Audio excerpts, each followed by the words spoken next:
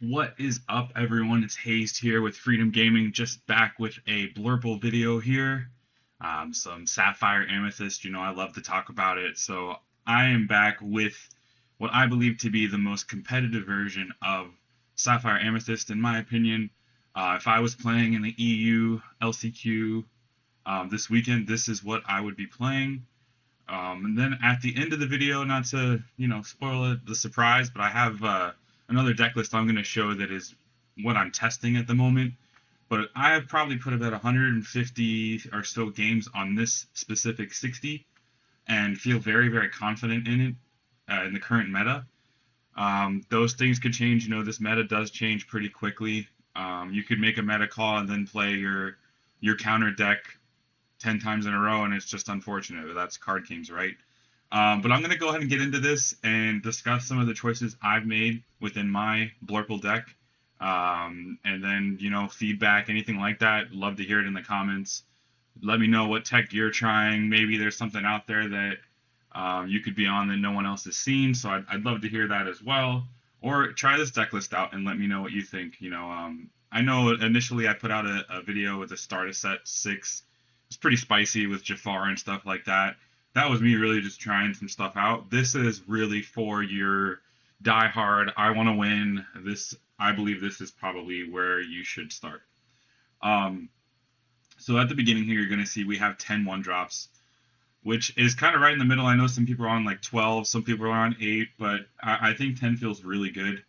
The reason we're playing so many more 1-drops is it makes Sail the Azurite Sea so good, which is one of the new cards we got in set 6. So that is why we're on so many, because turn 2 you play Sail, you can use that ink right away. So to be able to use that ink and put a 1-drop down, you put a body down and um, inked ahead, ramped ahead. So that's the best way to abuse Sail the Azurite Sea.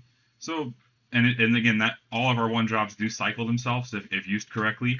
Obviously they can lose value if Steel removes it, or Brawl, or things like that, or Elsa Exert before they get a chance to be banished. Outside of Diablo, Diablo almost always gets value unless he gets bounced. But even then, they're still that for that reason, I have 4 Diablo in here. Diablo and Crab is just a very, very good combo. Chernabog, I think, is still super important, which is why I have it at 4. If you're playing against red purple, or really any red deck, maybe even red yellow, and they play a Flynn, and you don't have anything that can combat Flynn early, you can lose that game very, very quickly. So that is why I have Chernabog in as a 4 of in my deck. Um, we're playing obviously 4 of each of the mims, super important, integral to the deck. You're almost never doing mim on 2, because it's just not what you want to be doing in the deck. You want to be playing one of your blue 2-drops, whether it be Tipo or Sail the Azurite Sea, and so that you're able to ramp and go right into your 4 cost cards on turn 3. That is what the deck wants to do. So I have given it a lot of toolboxes within that.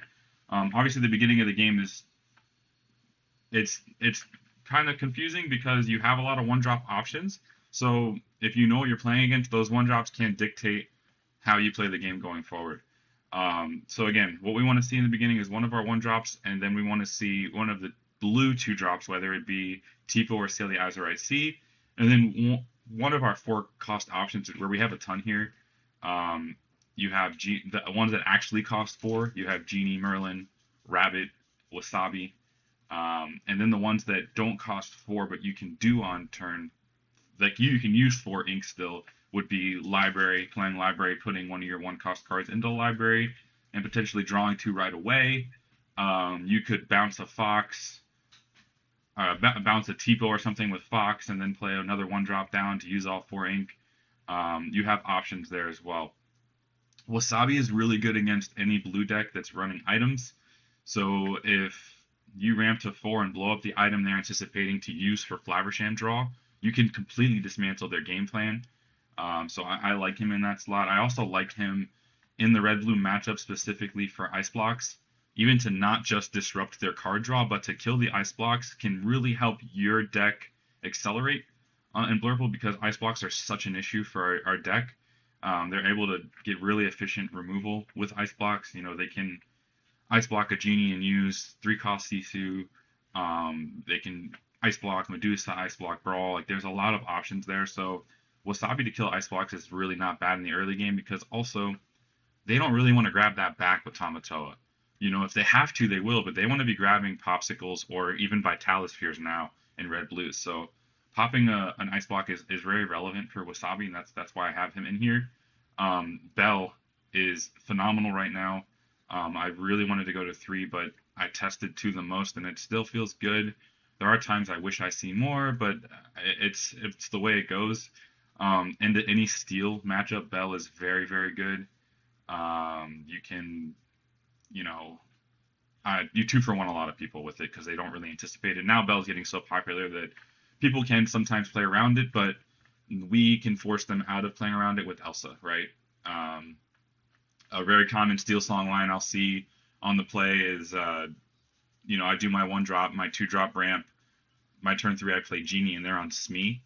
They quest with the Smee while I have Genie out and play Aerial, and I'm able to swing that Genie into Smee and then play Bell to heal the Genie and kill the Aerial. Like that is a play they're almost never coming back from. So that again, Bell with Genie, I think has made her insane because you have that 4 health to play with. Before we only had a bunch of 3 health things until we got to the late game. Now we have this 4 health character, which is really what has really accelerated Blurple in my opinion. 4 health is a lot to play with, whether you're crabbing it, you're belling it, using it to trade, whatever it might be. Genie has been incredible. And as we get to the bigger drops, you'll see the numbers here are kind of different. Some people are playing more Hades. I'm seeing a lot of a steel meta, and there are times where Hades feels really good into steel, but most of the time it doesn't.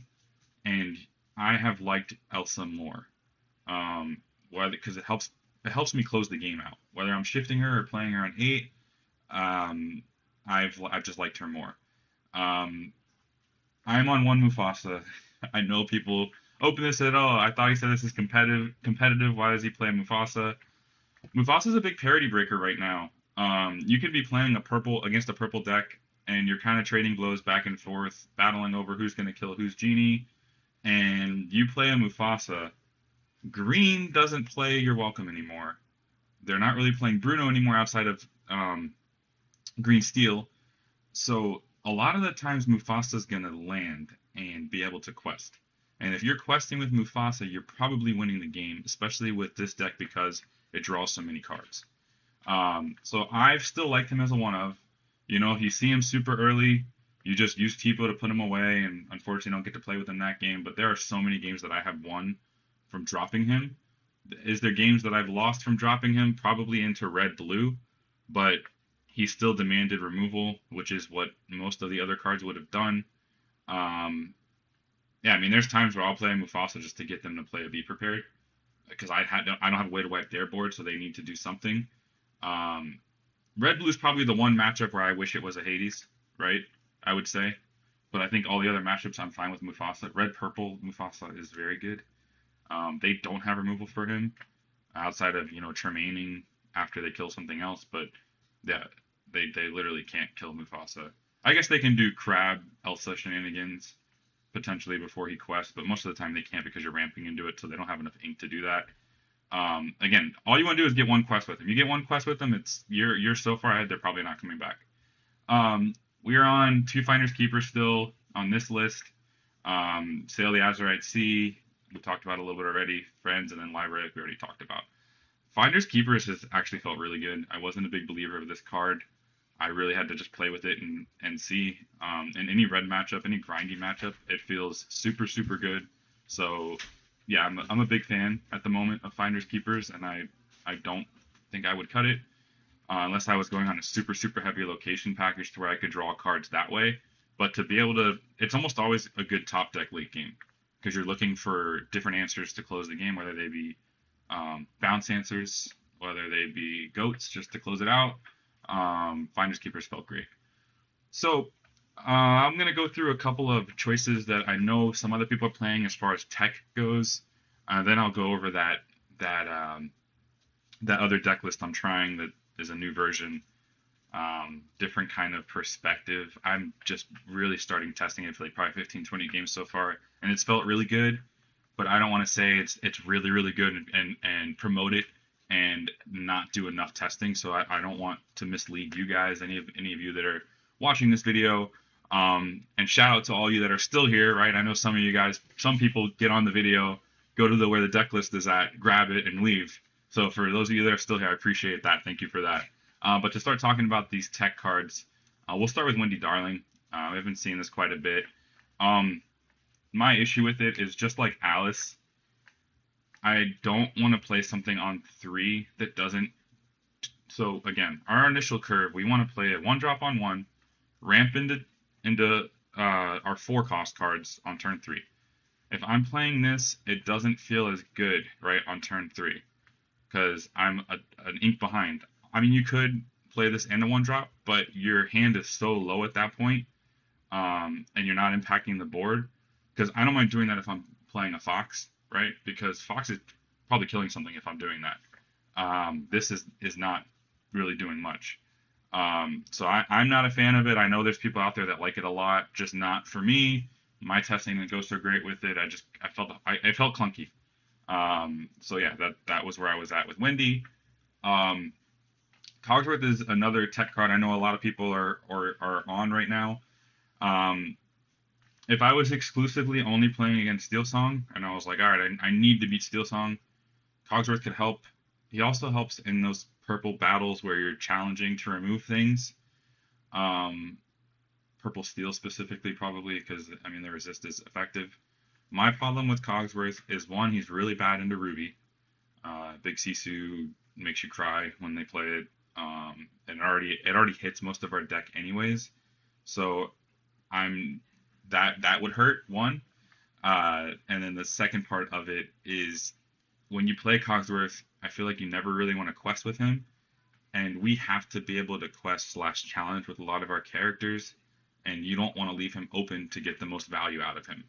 So that's just my opinion. Again, I know people that like playing this card. I just wanted to mention it. I think it is still a good card, just not for my play style. I haven't seen him to be the best in my testing.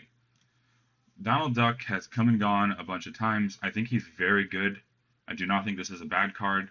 On this specific list, I cut him a while ago and just kept playing it. Didn't really feel like I missed him, but I've played into a lot of a steel meta. If the meta started slowing down, Donald Duck would probably be the first thing I would add back in. So yeah, out of all of these cuts that I'm going to go over, all these tech cards, this would be the first one I'd probably put back in.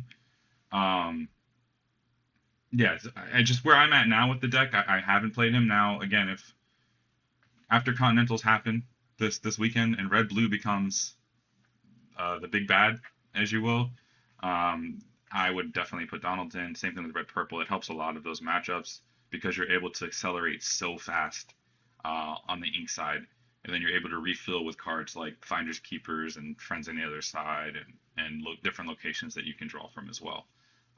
Still a good card. Nothing bad to say about Donald, but he was a card that I did end up cutting. Tadashi Hamada. I tried this one early on. I wasn't a fan. It's another one that felt super clunky because we're already ramping into 4 or 4-cost stuff on turn 3. You don't really want to take a turn off and play him.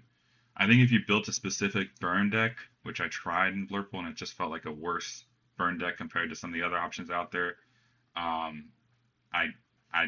cut it.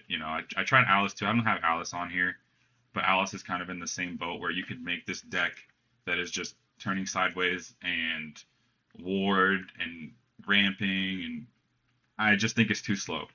It's kind of hard to work it all out to pair with Purple. Shadowfinder obviously was on Shadowfinder at the first video I put out for set 6, trying to do some Jafar shenanigans. I do think there's some relevancy to Shadowfinder. It's still pretty good into Green Steel. It's another option that gives evasive rush, so like your genies can come in and immediately do something, which is relevant. And he's another evasive, right? So he can swing a Diablo if they're not in a cove. Unfortunately, it doesn't really help you if they do go into Exodia and turn 1 Diablo, turn 2 shift, play cove, put it in cove. But it's an option, right? I think this is still a decent card, but can also fall into that clunky category where you're playing him on turn 3, but you have 4 ink, so he can kind of hurt your hand. The one benefit to him is you can sing friends, and most of the time it's uninteractable, right? Like it's an evasive, so it's harder to mess with on on turn 4 after you've played him. So I think that's another point for him that makes him a little less clunky. But yeah, I ultimately ended up cutting him. So those are the cards I would consider for this competitive list. Um, so yeah, if I was playing an LCQ, this is what I would sign up, I think. Um, I'm not playing in the EU one, but I will be at the NA one, so I'm going to keep testing. So to bring me over to this 60 cards that I am testing right now, which is more of an aggro idea. And again, shout out to JDRR. You know, that guy puts a lot of time into this color combination, and I think even in purple steel, he's just really helping the community come up with good deck ideas. And this wasn't, you know, I just love to borrow ideas from him and discuss why he thinks the way he thinks to kind of get my own opinions out of it. Like I don't think he would ever play this little one drops. I think he would always play 10 to 12. Um, but anyways, this is where I'm at on a test that I'm running. So again, this is more I want to ramp and then drop cards that are hard to answer for my opponent. So we're really leaning into the Donald into Mim synergy. I'm down to 1 Hades on this deck. Um, I'm really just trying to play Mim, Mufasa, Elsa, the high questers. And then if I really need to remove something, is when Hades would come in. Still on the Finders Keepers, still on the Friends. We're no longer on a library. Ideally, we're turn 1, turn 2, turn 3 Genie, turn 4 Donald, turn 5 Madam Mim, whether it bounces 1-drops Tipo or Genie and Donald. And yeah, I mean, it's not a whole lot different from the deck list we went over. Basically just took the locations out, cut a Hades, put Donald and Mims in, and we're almost on the same list. But just those few cards can really change um, the deck list and how it operates in its matchups. The reason I really wanted to play Mim is I was watching Green Steel play against Red Blue and how Maui Shark just completely stops Green Steel from ever wanting to quest with Diablo again. And that the idea of that with Madam Mim is exciting to me because if they don't quest with Diablo, I can just end the game. Because we draw so many cards in this color combination that Diablo is a menace because it kind of stops us from doing our game plan if we can't eliminate him early. Especially and with Ursula too. Ursula also kills our game plan. So Green Steel's still a menace. But yeah, so this is just where I'm messing with right now, I guess you could say. We'll keep you guys updated on what I come up with or what my findings are. For anyone that has followed the Dreamborn on the original Set 6 video that I came out with, I apologize for updating it like every 2 hours. I'm pretty bad about that. I update my deck list like I feel like 3 or 4 times a day when I get a different idea that I want to try. I've been on, like I said, the 60 here for a while, at least a couple weeks, and I've played a lot of games with it. I feel very comfortable on this deck list, even with the 3 goats and 3 crabs. I know that might catch some people's eye. The 4 and 2 genie rabbit split. We have a lot of options on 4 to either draw cards or play the board. So there's so many things we can do. This kind of has it all. I don't hate cutting Mufasa to play Hades if you're a Mufasa hater. Again, I get it. I love Mufasa, so I'm going to try to fit him in where I can. But yeah, if you guys want to give this deck a try, please do. Make sure you come back and let me know what you think. I will try to update the deck list on Dreamborn and through my socials. If any of you are playing in the LCQ this weekend or in the Continentals and playing Blurple, please keep us updated. I'm sure I'll be following either way. Let us know how you do. And from the Freedom Gaming side, thank you guys. Take care. Have a good one.